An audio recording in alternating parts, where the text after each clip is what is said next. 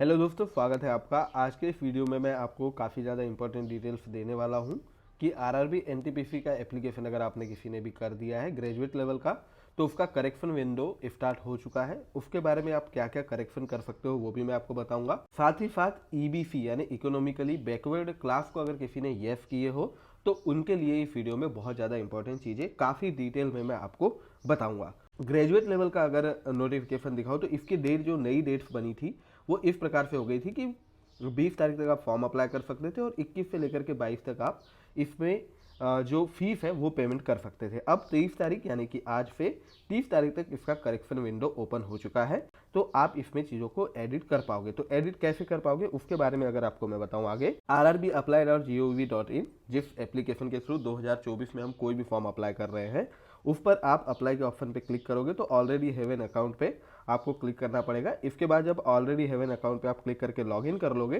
तो आपको जो है इस प्रकार से फर्स्ट पेज दिखेगा जहां पर आपकी यहाँ पर एप्लीकेशन हिस्ट्री आपको देखने को मिल जाएगी। तो जब आप ये एप्लीकेशन हिस्ट्री पर क्लिक करेंगे तो आपने जो भी फॉर्म्स 2024 में अप्लाई किए हैं वो आपको दिखने लगेंगे। अब अगर आपने जो अप्लाई करे हो तो उसमें अभी आरआरबी जेई का जो एप्लीकेशन स्टेटस है वो आउट हुआ है, तो यहाँ पर आपको प्रोविजनली एक्सेप्टेड दिखेगा या कंडीशनली एक्सेप्टेड दिखेगा। तो जो कंडीशन रहेगी वो आप देख पाओगे। तो प्रोविजनली एक्सेप्टेड मतलब टोटली ओके है, आपका फॉर्म जो है वो एक्सेप्ट हो चुका है। अब ये जो मॉडिफाई का ऑप्शन है, तो जो भी फॉर्म की मॉडिफिकेशन ऑन रहेगी वो ऑप्शन यहाँ पे आपको एक्टिवेट मिलेगा। तो आप जब मॉडिफाई पे क्लिक करोगे तो इस प्रकार से आपको एक नोटिस दिखेगा। इसमें आपको पता चल रहा है कि आप क्या क्या एडिट कर पाओगे। आगे भी मैं आपको दिखाता हूँ, पर इसको एक बार पढ़ के बता दूँ। तो आप नाम नहीं बदल पाओगे, पिताजी का नाम नहीं बदल पाओगे, मदर नेम नहीं बदल पाओगे और जेंडर नहीं बदल पाओगे।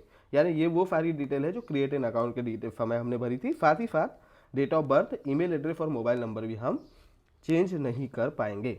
जो फीस है वो 250 रुपये आपको हर बार जब भी आप फॉर्म एडिट करोगे, यानी एक बार में आप 10 डिटेल चेंज करना चाहते हो बिल्कुल कर सकते हो, लेकिन एक बार सबमिट करके आप जब फीस पे कर दोगे उसके बाद अगर फिर से कोई करेक्शन करना है तो आपको 250 रुपये और पे करना पड़ेगा।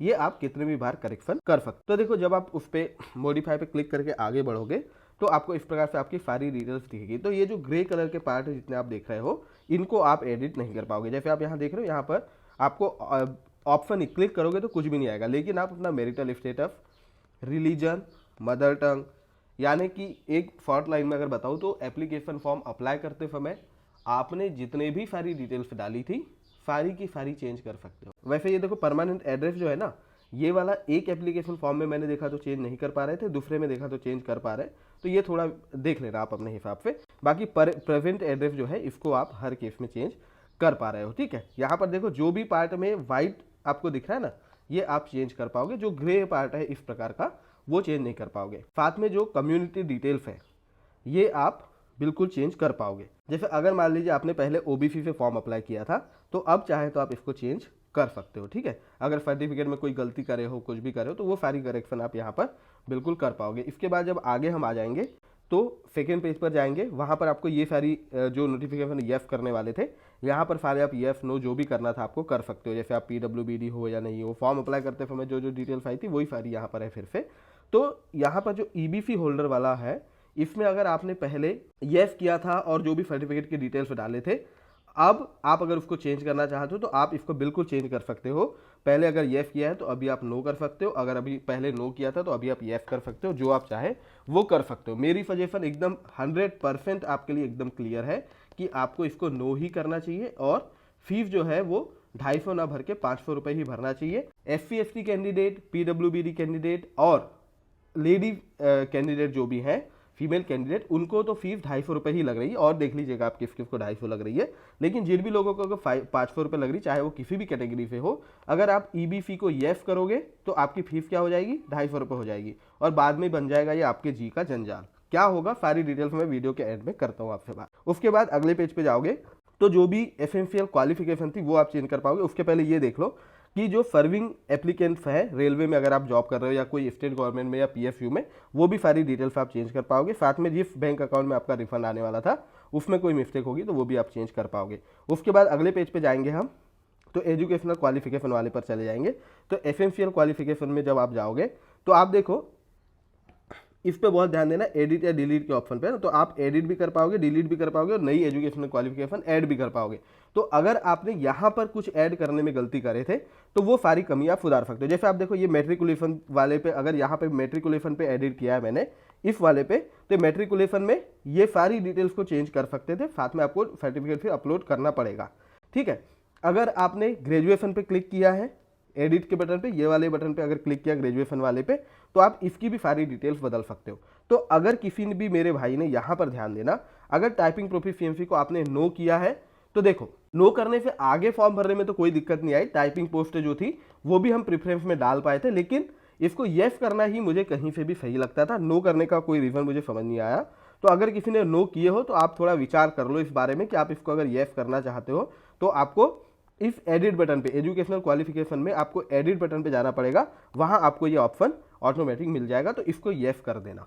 अगर आप नो के साथ आगे जाना चाहते हो तो देखो नो के साथ आगे जाने पे क्या नेगेटिव इफेक्ट पड़ेगा वो मैं अभी से कुछ नहीं कह सकता, क्योंकि प्रेफरेंस में टाइपिंग पोस्ट भी डाल पा रहे हो अगर यहाँ नो किए हो तब भी। बाद में इसका क्या होगा उस बारे में तो बाद में ही पता चलेगा, लेकिन अगर आप एकदम टेंशन फ्री रहना चाहते हो तो येस कर सकते हो इसको। जिन्होंने येस किया है या नो किया है जो भी देखना है तो वो भी आप ये एडिट बटन पे क्लिक करोगे तो यहाँ पर अगर पहले से येस किया है तो येस दिखेगा, नो किया है तो नो दिख जाएगा। उससे आगे आप बढ़ोगे तो यहाँ पर आपका मैट्रिकुलेशन सर्टिफिकेट जो आपने अपलोड किया था वो दिख जाएगा।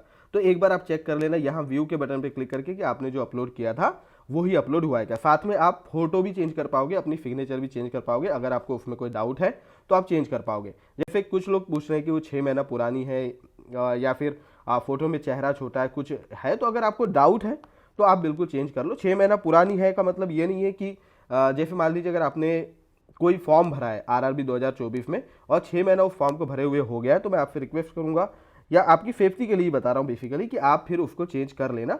लेटेस्ट फोटो बोला है तो लेटेस्ट होनी चाहिए। अब कोई फोटो ऐसी जो आपने आरआरबी में कभी यूज ही नहीं करी तो मुझे नहीं पता आरआरबी को कैसे पता चलेगा कि वो 6 महीना पुरानी है। लेकिन जब आपने आरआरबी के किसी एप्लीकेशन में, जैसे जनवरी में आपने कोई फॉर्म भर दिया था और अभी हम अक्टूबर में ये फॉर्म अप्लाई कर रहे थे, तो ये तो आप देख रहे हो सीधा 9 महीना हो गया, तो आपको वो सेम फोटो यूज नहीं करना चाहिए। और उसके बाद आप ये प्रेफरेंस जो थी, ये प्रेफरेंस भी सारी की सारी चेंज कर पाओगे, इसमें कोई डाउट नहीं। आप चाहे तो कोई पोस्ट डिलीट कर दो, प्रेफरेंस को ऊपर नीचे कर दो या नई पोस्ट ऐड कर दो, ये सब कुछ कर पाओगे, ये मैंने करके देखा है। उसके बाद चेक बॉक्स क्लिक करके आपको प्रीव्यू एप्लीकेशन का ऑप्शन मिलेगा, आगे बढ़ के आप फिर करेक्शन पूरा करके सबमिट कर पाओगे। 250 रुपये फीस आपको पे करनी पड़ेगी। जिन लोगों को करेक्शन नहीं भी करना है पर अपना फॉर्म देखना चाहते हो, जैसे प्रिंट जब हम करे थे तो प्रिंट करे थे तो हमको प्रेफरेंस अपनी पता नहीं चली थी, तो आप वो सब भी चेक अगर करना चाहो तो चेक करके स्क्रीनशॉट ये सब ले सकते हो और वैसे ही अकाउंट से वापस आ जाओगे तो सारी डिटेल्स जैसी की वैसी ही रह जाएगी। तो आप चेक करने के लिए भी बस मॉडिफाई का ऑप्शन यूज कर सकते हो। अब मैं ईबीसी के बारे में आपको थोड़ा बता देता हूँ। ये वीडियो मैं अलग से भी अपलोड करूंगा, इस वीडियो में भी बता रहा हूँ कि ईबीसी क्या है। देखो ईबीसी है इकोनॉमिकली बैकवर्ड क्लास। इसमें सिर्फ एक कंडीशन है, इसकी कोई भी कंडीशन नहीं है, सिर्फ एक कंडीशन है कि आपकी फैमिली इनकम जो है 50,000 रुपए से कम होना चाहिए सालाना। 50,000 से कम होना चाहिए। 50,000 रुपए है मतलब ईबीसी आप नहीं हो, 50,000 से कम होनी चाहिए। अगर आप ईबीसी को यस करोगे, ईबीसी को यस फॉर्म भरते समय करते थे, ठीक है, तो ईबीसी को यस करोगे तो आपकी जो 500 रुपये फीस जो लगने वाली थी वो कितनी बन जाएगी, 250 रुपये बन जाएगी। अब ये 250 रुपये की फीस कम हो जाएगी, लेकिन आपको क्या करना पड़ेगा, अपने सर्टिफिकेट का जो भी ईबीसी सर्टिफिकेट था या इनकम सर्टिफिकेट था उसका नंबर डालना पड़ेगा। जब आप ये नंबर डाल दोगे तो आपका फॉर्म में फीस 250 रुपये लगेगी। लेकिन एक बात ध्यान रखो, जो भी आप 500 रुपये पे करो या 250 रुपये पे करो, आपकी सीबीटी 1 के बाद ये 500 में से 400 रुपये आपको वापस आने ही वाले थे। अगर 250 रुपये पे करोगे तो आपके 250 रुपये वापस आएंगे, ठीक है, लेकिन जो भी फीस पे करोगे वो वापस तो आ ही जाएगा। तो क्या आपको ईबीसी सर्टिफिकेट यूज करके ये 150 रुपये का जो लाभ आपको मिल रहा है यहाँ पर, कि यहाँ 250 रिफंड हो रहे हैं, यहाँ 400 यानी 100 रुपये एक्स्ट्रा दे रहे थे, वो 100 रुपये लग रहे हैं और यहाँ 150 का अंतर आ रहा है। तो क्या आपको ये करना चाहिए? मैं आपको बोलूँगा बिल्कुल भी नहीं करना चाहिए। आपको ईबीसी के चक्कर में पड़ना ही नहीं चाहिए। अगर आपने, मैं तो कहूँगा कि अगर आपने ईबीसी यूज करके 250 रुपये पे करे थे तो अभी करेक्शन करो और फिर से 250 रुपये पे करके ईबीसी को नो ही कर दो। क्यों नो कर दो, आगे मैं आपको पूरी राम कथा बता देता हूँ। देखो 2019 में ग्रुप डी के भी एग्जाम हुए थे लेवल 1 के, तो अभी भी उसके डीवी चल रहे हैं। तो हमारा एक दोस्त जो है वो WCR यानी कि जबलपुर आरआरबी में अपना डॉक्यूमेंट वेरिफिकेशन कराने गया, तो उसके पास जो 2019 में उसने क्या किया था, ईबीसी को येस किया था, तो उसने 2019 में जो सर्टिफिकेट लगाया था वो certificate as it is income certificate जमा कर दिया, लेकिन उसको फिर भी वहां पर अभी क्या बोला गया कि 15 दिन का समय उसको दिया गया, मेडिकल उसका करा दिया गया, तो अल्टीमेटली मुझे उम्मीद है कि उसका सिलेक्शन हो ही जाएगा, कोई प्रॉब्लम आगे नहीं आएगी। लेकिन उसको बोला गया कि 15 दिन का समय आपको दे रहे हैं। जो न्यू ईबीसी है, न्यू ईबीसी मतलब देखो ओल्ड तो कोई भी हालत में आपको चाहिए ही चाहिए, जो आपने सर्टिफिकेट फॉर्म अप्लाई करते समय जो नंबर डाला है वो तो आपको चाहिए ही। साथ में उसको बोल रहे हैं कि न्यू ईबीसी सर्टिफिकेट भी आप लेकर के आओ। अब वो 50,000 के इनकम ग्रुप में नहीं आता होगा, किसी भी वजह से अब वो नया ईबीसी सर्टिफिकेट अगर नहीं बना पाएगा तो उसको थोड़ी बहुत प्रॉब्लम तो आएगी ही। अब वैसे तो देखा जाए तो इसकी जरूरत अभी नए वाले की नहीं पड़ना चाहिए, क्योंकि हम लोग को नया वाले से कोई रिलेशन नहीं था, सर्टिफिकेट में जो सर्टिफिकेट नंबर हमने डाला उसकी जरूरत थी, तो उसको वो प्रॉब्लम आ सकती है। अब एक और लेटेस्ट प्रॉब्लम आपको मैं दिखाता हूँ। टाइमिंग देखो इतनी परफेक्ट बैठी कि 23 तारीख को मैं ये वीडियो बना रहा हूँ, और कल ही के दिन एक भाई का ईबीसी का जो कि अभी डॉक्यूमेंट वेरिफिकेशन करा रहे हैं कॉन्फे जोन में तिरुवनंतपुरम में, उनका मुझे मैसेज आया और वो मुझे पूछ रहे हैं।